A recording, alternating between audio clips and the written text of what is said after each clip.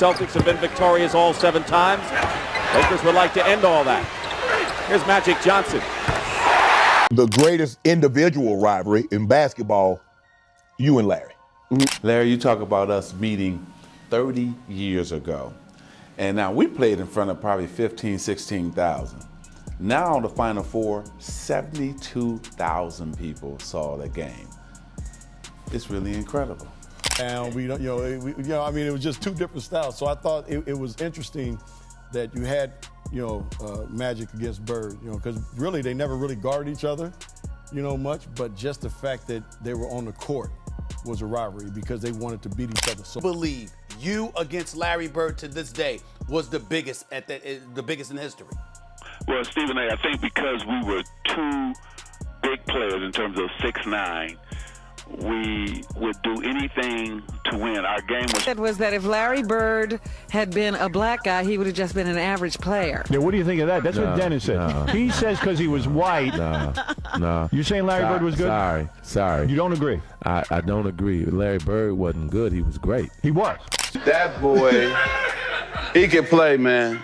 He turned it out. We played on a team in college in a tournament together. This is the first time I ever sat on the bench. Ladies and gentlemen, set your DeLoreans because we need to go back, way back, to a moment that Gen Z keeps stumbling past like it's some dusty museum exhibit nobody bothered to read the plaque on.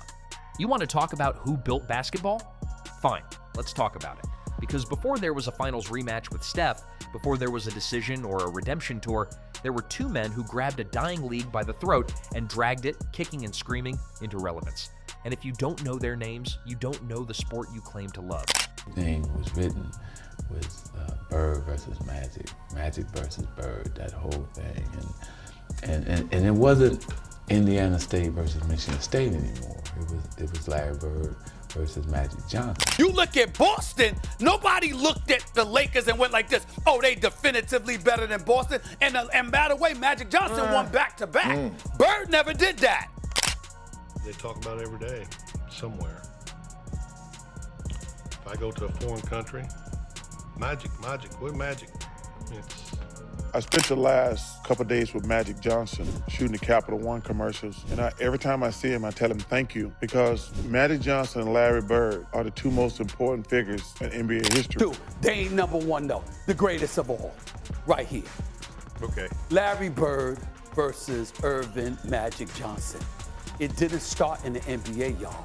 It started in college when Magic was at Michigan State with Kelser and the boys, okay? And Larry Bird, the hit from French Lick, was at Indiana State, averaging over 30 a game and doing great things that he was doing, all right? And then they come to the pros. And they rekindle that rivalry. Now, we need to have a serious conversation about Larry Bird and Magic Johnson because the way people casually skip over the late 70s and early 80s is frankly embarrassing. Let's set the scene. The NBA at that point was circling the drain. Arenas were half full. Ratings were an afterthought. Some finals games weren't even shown live. They were being burned onto tape and shown after midnight because the network didn't trust anyone to stay awake for it. That's not a league. That's a hobby. That's a business on life support, and everybody in the front office knew it. And then, out of nowhere, 2 rookies walked in and flipped the entire machine on. Have it, Larry Bird has an unbelievable night. Every shot he took, Irving is guarding him, and as every shot went in that Larry took, he went further back, and he kept on saying to Irving, aren't you going to guard me? Can't you do any better? I mean, he was the greatest soft-spoken trash talker I've ever met. We thought I was a bad judge of talent because neither one of us got to play in the games. But I can remember going home and telling my older brother, I just seen the best basketball player I'm probably ever going to see in my life. And he started to quiz me, ask me questions. Well, how good is he? I said, well, he's 6'9", he can handle the ball like a 5'9" guard, he can shoot the ball, he can pass like you can't believe. He goes, oh, come on. Well, let me say this, Jim, first. Historically, I think Magic and Bird rank higher collectively. Okay. In my list, and I think a lot of people's list, I've got LeBron highest at 2nd best player of all time, but KD is 14, 15 in that range, at least at this point. We'll see if he moves up. Let's start with the origin story, because it matters more than people realize. This didn't start in the NBA. It started in college in 1979 when Magic Johnson's Michigan State squad went toe-to-toe with Larry Bird's Indiana State team in the NCAA championship game. That single night did something no marketing campaign could ever manufacture. It introduced the entire country to both of these guys in the exact same breath, forever linking them before either one had thrown a single NBA pass. From that point forward, there was no Bird story without a Magic chapter and no Magic story without a Bird footnote. That's not coincidence. That's destiny with a scoreboard attached. What people don't understand, to answer your question, people look at this thing now where guys are making $30, $40, $50 million. When I came in, David Stern's first year, the average salary was $200,000. Magic and Bird, those guys changed the entire trajectory of the NBA and made it what it is today. Because Magic, and I told him this story, I says, and I'm playing with Dr. J. and Moses. I remember the first time Magic, when he made $1 million, we were going around high-fiving each other. We couldn't believe an NBA player made $1 million. That was Magic. That smooth rhythm. The shot, one step back, pick it up, the shot. Back and forth. He is like a machine, and the results are almost like a machine. He ain't took out his top yet. Oh, yeah. I didn't see when he took off his top. I tell you, it's hard to shoot out the Bird just made 23. And here comes Bird back in a familiar position. So let's see if anybody can upset the world, and that means Dale. You know, when I was in college one time, I was watching a game on TV, and they had this home box office thing. And I turned on this game, they were playing against Russia. And I was watching Magic play, and I go, oh my God, that's the best player I've ever seen play, because I didn't follow basketball. And he was a sophomore at the time. So I remember telling a friend of mine, I said, they're going to win the NCAA championship this year. Well, we go all the way through undefeated, and there's Magic standing there. It's just like it was made up. Now here's where it gets interesting, because the contrast between these two men wasn't just basketball, it was theater. It was a built-in storyline that no screenwriter could have pitched better. On one side, you had Magic Johnson landing in Los Angeles like he owned the city before he'd played a single game. 6'9", grinning ear to ear, slinging passes that looked like they defied the laws of physics. The man ran the Lakers offense the way a conductor runs an orchestra, except the orchestra was made of future Hall of Famers, and the conductor never stopped smiling while he did it. Actually, I've always said that I go by success, and he's won more championships, so I'll give him the nod. Being very gentlemanly. Same question to you. Is Larry the better player? I've always said that Larry was the better player. Really? Because he could do more, shoot from the outside, all those type of things. To us, really, at the end of the day, it really doesn't matter. Yeah. But what matters to me is that I played against the best. We all agree on this. Okay. Yes. Does anybody disagree with Bird Magic? Hey, I'll take it a step. This changed the course of my life. Wow. Because I was a baseball player. Until these two dudes started playing in the 80s. Wow. I went to high school in 1980 as a freshman, had not played organized basketball. Wow. I was a baseball player. Okay. Watching these two teams and these two players, the way that changed the course of my life and what I want to do with my life. So that's number one, no question. What was that for you? It was everything, because it was just like you got Magic was like the black player who was great, and you had Bird was the white player who was great. And so it was just like a battle of, you know, who was the better the styles. Bird was slow, could shoot the jumper. Magic was fast, can pass. And it was just like, you know, this guy Bird, you know, him being a white player, because we always felt like, you know, this is a black sport, you know. And so you're seeing a guy like Bird coming in and dominate. And it was just like, whoa, you know, this is something that... On the other side, you had Larry Bird showing up in Boston looking like he'd rather be somewhere quieter. No flash, no showmanship off the floor, just a flat stare, a jump shot that seemed personally offended by the rim, and an attitude that suggested he took every missed shot as a direct insult to his family name.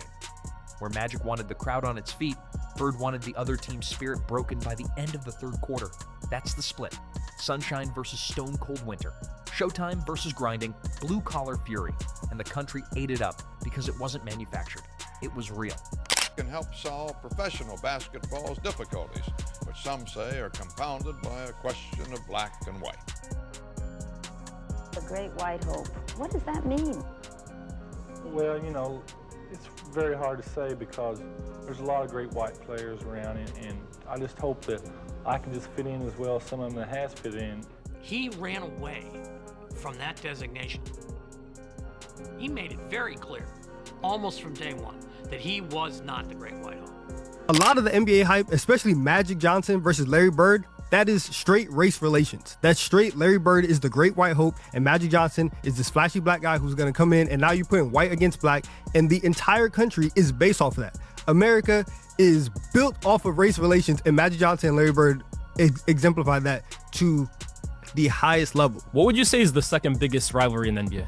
It's Lakers Celtics 1, and I don't know, you can have a pick of your second. Name me one. You go Knicks and Celtics. So why do the Knicks and the Celtics have a rivalry? Is Mr. Magic Johnson, your friend, versus Mr. Larry Bird simply the best player rivalry of all time? I think so. I mean, when you take a look at both of these franchises, when Larry got obviously drafted by Boston, rejuvenized that Celtic-Laker rivalry because Magic's here, along with Cap. And those two guys were just totally different players from totally different spectrums of the world, basically, and they just had a different style, which I thought was the thing that was the most compelling. Here's the part that should embarrass anyone who thinks modern rivalries invented hate. Bird and Magic did not like each other at all. Not in the polite, made-for-television way athletes pretend to dislike each other now while doing sneaker commercials together in the same afternoon. This was real. Neither man would give the other the satisfaction of a compliment. Bird acted like Magic didn't exist outside of a box score. Magic wouldn't so much as nod in his direction, and that ice-cold tension is exactly what turned every single Celtics-Lakers matchup into an event people organized their entire evenings around. Let's talk about why that mattered, because this is the piece people conveniently forget when they talk about the good old days like it just happened by accident. The NBA was not making money. Owners were bleeding cash. And then these two showed up, playing with a level of skill and personal drama that made television executives realize something.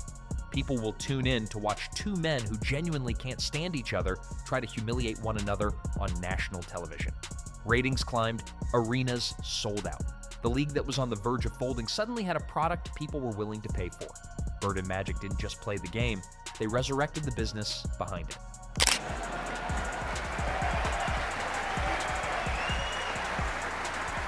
I'll tell you a little story. One game we played the Lakers in the Forum, and we was fortunate enough to win at the end. And we was coming out the tunnel. They had a tunnel where you go down underneath. We was coming out in the bus. There's a lot of fans around, and when we won games on the road, we tend to stay a little bit longer and celebrate, and especially in the Forum.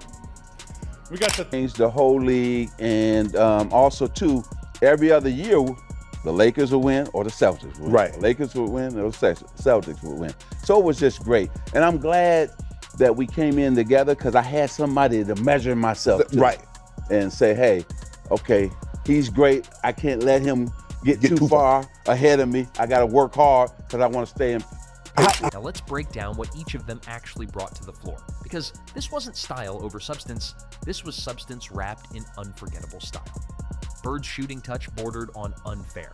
He drained shots from spots on the floor most players wouldn't dare attempt, releasing the ball with this slow, deliberate motion that somehow still beat every defender to the punch. And it wasn't just talent, it was basketball IQ operating on a different frequency. He saw the defense collapsing 3 seconds before it happened and was already in position to make them pay for it. He played through pain that would sideline half the league today and still delivered elite performances because stopping wasn't in his vocabulary. Magic, meanwhile, was busy rewriting the rulebook on what a point guard was even supposed to look like. 6'9" men were not supposed to run an offense with that kind of vision. He turned fast breaks into full-blown highlight reels, threading no-look passes through gaps defenders didn't even know existed. He didn't just distribute the ball, he made every single teammate around him look like a better player than they actually were. That's not a skill, that's a gift, and it changed how front offices thought about size at that position forever. Magic, I've got 4th, and Bird is anywhere from 6 to 10, 6 to 11, somewhere in that range. So I've got Magic and Bird historically as the higher ranking duo. If it were 5-on-5 and you gave these two duos 3 similarly talented role players, I would lean toward picking Magic and Bird because I just think they made their teammates so much better. They both were incredible passers, both of them. So in a 5-on-5, I probably go with those two. But 2-on-2, I say LeBron and KD without any hesitation. and there's 2 major reasons. defense and athleticism, which would be huge in a game of 2-on-2. LeBron was a great individual defender in his prime. KD is a good individual defender. Magic and Bird were good team defenders. They were smart, so they got a lot of steals and things like that. But neither one of them would be able to stay in front of LeBron and KD, and especially not LeBron. So LeBron would live at the rim. And KD, of course, you just can't stop him. We know that. On the other side, I'm not saying LeBron and KD could stop Magic and Bird, but they could make it tough on them. And that's all you do with great players. They would make it tougher on them to score than Bird and Magic would make it on LeBron and KD. Now, you might... Both men hated losing more than they enjoyed winning, and that competitive rot ran so deep, it infected everyone around them. Magic ended up with more championships, riding a Lakers roster built for his exact style of showmanship. Bird got tagged as the more complete player, a guy who could score, rebound, and defend at an elite level simultaneously. And look, the debate over who was actually better still rages in barbershops and comment sections to this day, and it should, because both cases are legitimate. Magic proved that size could be a weapon at a position built for smaller men. Bird proved that fundamentals, footwork, and sheer force of will could overcome physical limitations and still produce a top-tier legend. I was very quiet and very humble that day, and I was looking out the window, and I happened to see Irvin walking across the parking lot to his car. Of course, he had a number of people around him, and I just watched him. I could see the pain on his face, the look in his eyes that he was a beaten man that day. So if my thoughts in my head, my other teammates were talking, doing their own thing, I was just watching him. I said, suffer, baby, suffer. Prior to that NCAA tournament, still was the most watched NCAA finals game in NCAA history. Right. How much did you know about Larry Bird prior to that game? Well, Shannon, the summer before, they had the WIT tournament. Okay. And they brought all the best college players together. Okay. To play against the world. Okay.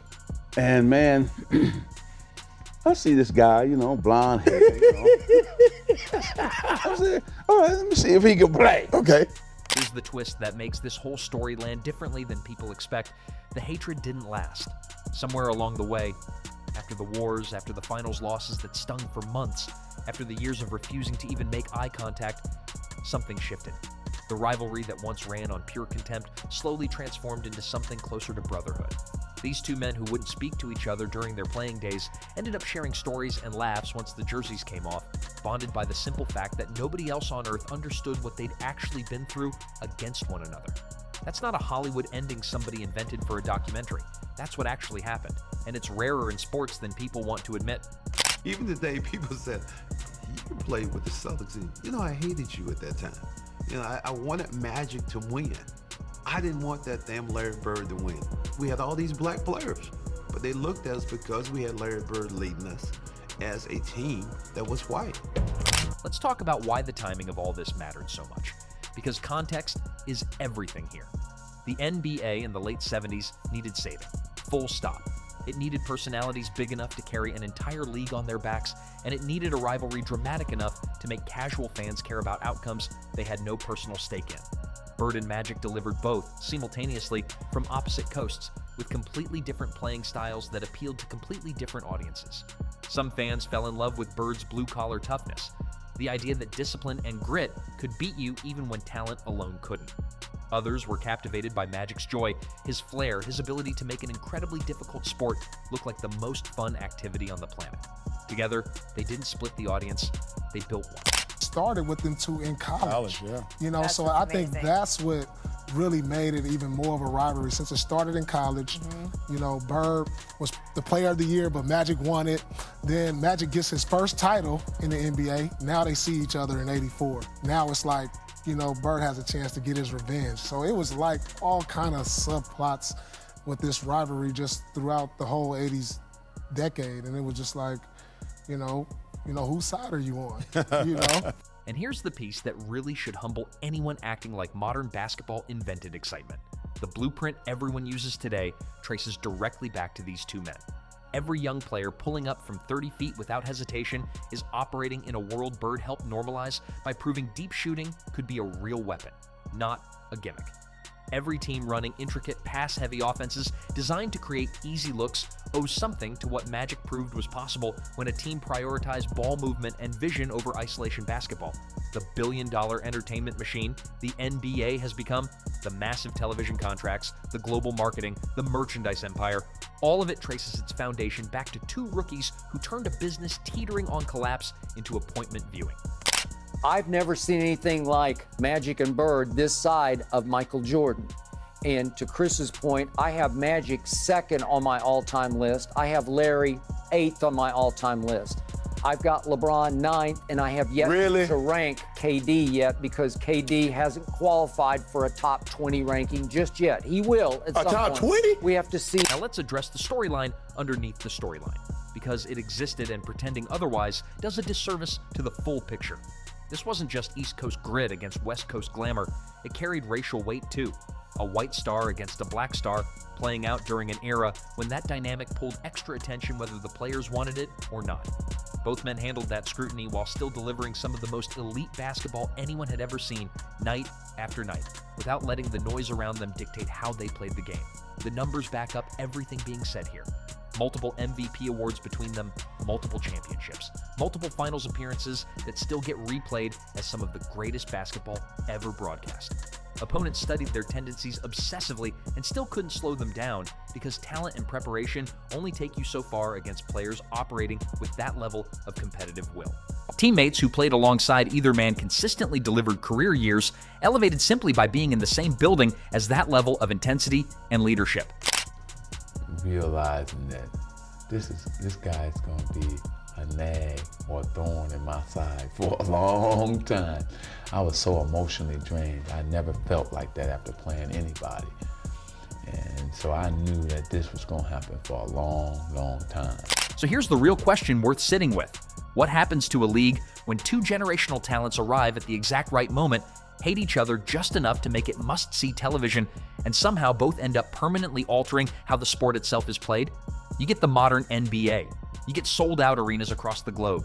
You get international superstars, 9-figure contracts, and a highlight culture built entirely around moments that trace back to a gym in East Lansing in 1979. Talk about assassin's mentality.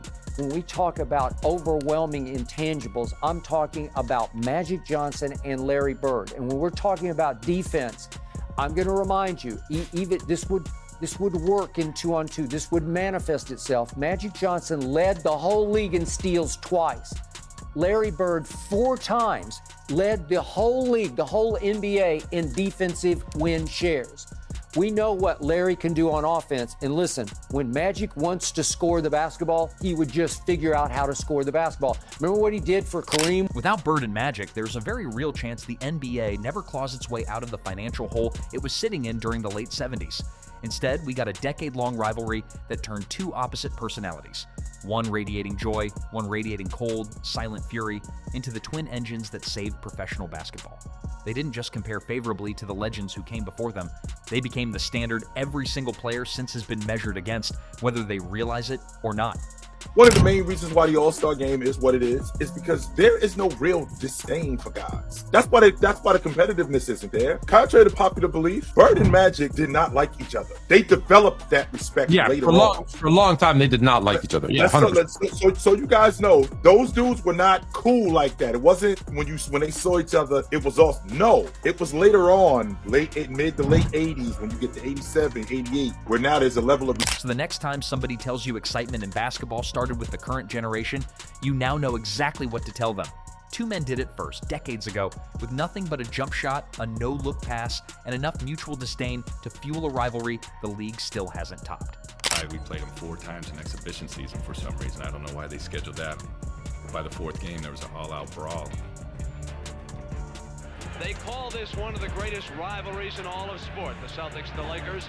And if that is true, it is the most one-sided rivalry in all of sports. 8 times these two have met for the NBA championship, and 8 times the Celtics have won. Let me know in the comments who you've got, Bird or Magic, and why. This conversation isn't going anywhere anytime soon.